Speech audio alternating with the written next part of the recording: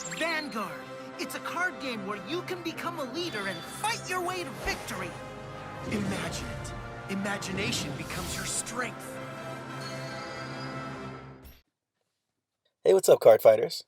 In this Astral Poet deck profile, we're going to be running 4 grade 5s, 9 grade 3s, 10 grade 2s, and 10 grade 1s. To start off the list, we're going to be running 4 copies of Valkyrion. Valkyrion does the same old, same old. All of its drive checks yield a soul. It still can't be ridden on Vanguard Circle. It still needs the Astral Plane, but thanks to the Astral Force support, now Valkyrion became a better kill card, all thanks to the new Uranus. Speaking of which, we're going to be running 4 copies of Origin Deity of Heavenly Light Uranus.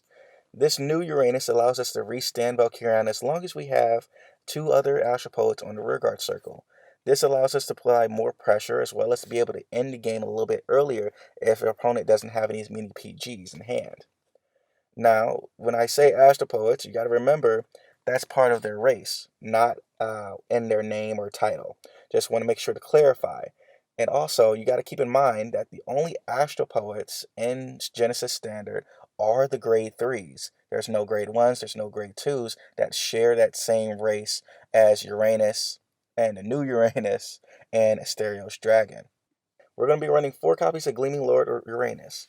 Now, even though this is a trial deck card, it's still a very solid card. Its second skill, the auto Vanguard Circle, Rearguard Circle, when placed, Soul Blast 2, get Imaginary Gift Force, and put it on the Vanguard Circle is extremely good. Meaning, if we won't hinder ourselves, if we want to place this on the Rearguard Circle to pay the cost for the new Uranus to stand Valkyrion. Also, when you're on Vanguard Circle too, if you can have Gleaming Lord Uranus as your first ride, it'll be even better. Now remember, some of the cards in this deck require you to have at least 3 force markers. So Gleaming Lord Uranus is a welcome addition in order to make sure that you can meet that requirement as soon as possible. And last but not least, we're going to be running 1 copy of Asterios Dragon. Now, the reason we run only 1 is because it's Astral Poet. It's not the best first ride or second ride. You want to kind of keep it your Vanguard Uranus at all times. But in order to pay the cost and restand Valkyrion, we need Astral Poets on the rearguard circle. So Asterios Dragon is going to be at least one of those cards, hopefully, to pay the cost. For our grade 2 lineup, we're going to be running 4 copies of Phenomenace of Constellations. Phenomenace is our supporting attacker through and through, mainly because of its first auto skill. Thanks to the fact that Genesis gets a lot of force markers already, Phenomenace doesn't even need the force markers to be on rearguard circle. It just counts the 5k for every force marker, period.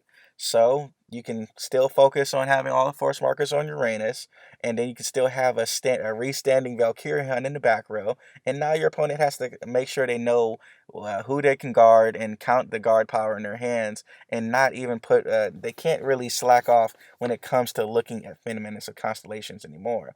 Plus, it really does help the fact that it's a really good beat stick because we need to rest 2 Astral Poets. That's 2 attacks that we don't have access to.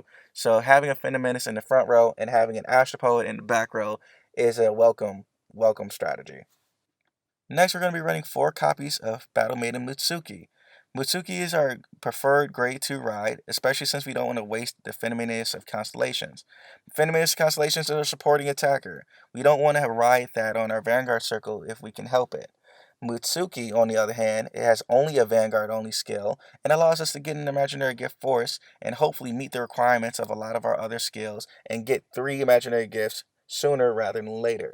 Now, yes, it's a Vanguard-only skill, but you got to think about it like this. A lot of our skills says put a card from hand into soul or look at the top 2 and then put one of the cards in the soul and everything. It's an easy decision in my book. You look at Mutsuki, say you're a Vanguard only skill, time to pay the cost. Use Mutsuki as much as possible to pay the cost of other skills, or you can even use it as PG fodder. Remember, Mutsuki doesn't really benefit from just being on the rearguard circle unless there's a force marker on that said rearguard circle. So use it as you can and use it as you will. Last but not least, we're going to be running 2 copies of Prometheus of Dancing Lights. Now, Prometheus Dancing Lights, I know it's a fan favorite, but we don't have that much room, and Prometheus Dancing Lights is a risky play at the same time. It's an equivalent of you look at the top two, but at the same time and everything, you don't really have the control of knowing what's on the top of your deck before you start doing this. So sadly enough and everything, you might get two triggers, you might get two great ones, etc., etc. But it's still a good early game attacker because it gains 5k and gives your Vanguard 5k. And sometimes stacking a trigger on top of the deck and becoming OTT isn't a problem. Now, you can always mess with the numbers in this deck, by the way. Before I keep going any further, remember, this is a template. This is how I believe the deck should be run, in my opinion. And I've had a lot of joy playing this deck and test playing it. But if you want to run more Prometheus the Dancing Light and you want to drop down Mitsuki because you don't like that it's a Vanguard only skill, by all means. But just remember, Mitsuki is good because it's a Vanguard only skill that says get an imaginary gift force at grade 2. That's why we're trying to make sure we see that card and make sure that we can ride it as soon as we can.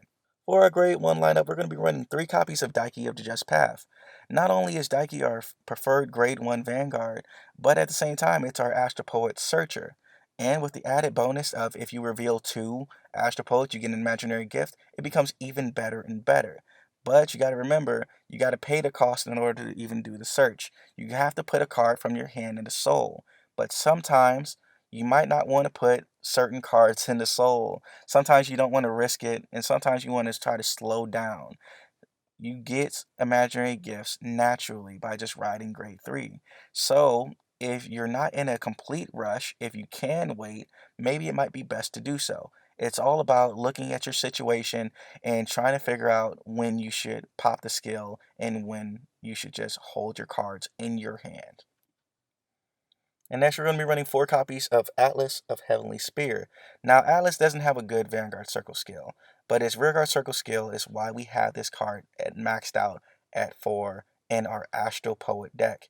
The idea of getting another imaginary gift force is a welcome addition, especially since it puts its own self into soul. Another controlled soul charge option makes it a lot easier for the new Uranus to create an astral plane and then do the entire gimmick of call Valkyrion, swing with Valkyrion, and then hopefully restand Valkyrion and swing for game. And last but not least, we're going to be running 3 copies of Deputized Bear. Deputized Bear is our Valkyrion Searcher.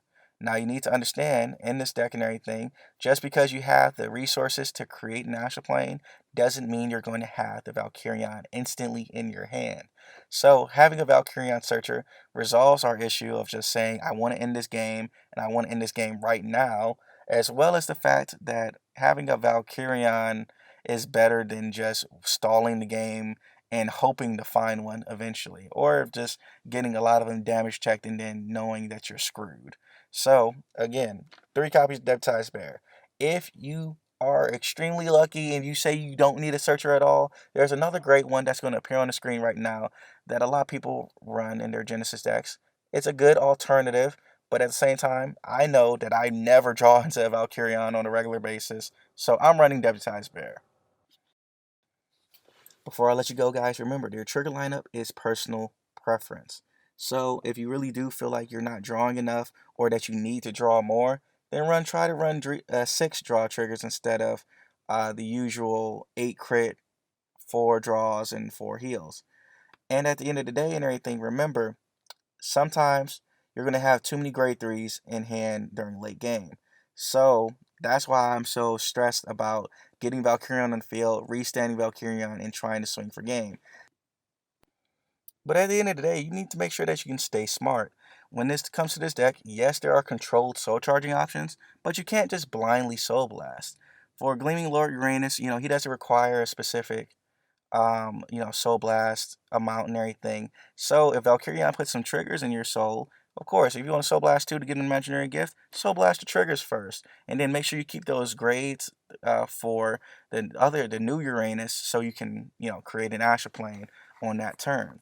It's a passive for the Asterios Dragon and Gleaming Lord Uranus. After you ride into a different Vanguard, the astral plane technically disappears until you can meet the requirements again. So always keep that in mind when you're playing this deck. This deck really does add up to just trial and error. I've been playing this deck for about a few weeks now and everything. I'm trying to make sure that every deck has a good shot. Genesis got in a major upgrade. It deserves your time and it deserves a chance. Don't let the people who are just overhyping Chrono Fang and Chrono Jet deter you from actually enjoying a upgraded and a lot smoother deck.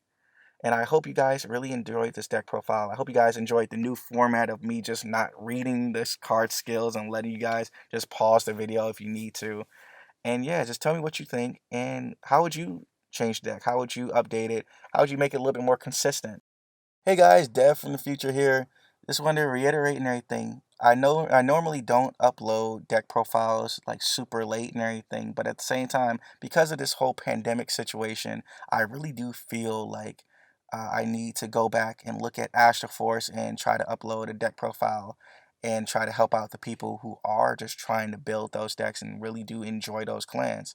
Yes, we don't have really a competitive season until next year, but at the end of the day, if you love Genesis and you need a deck profile for Genesis, then season really shouldn't stop you. I hope you guys have a nice day and expect Chrono Fang as well as Chrono Jet in the future. Peace.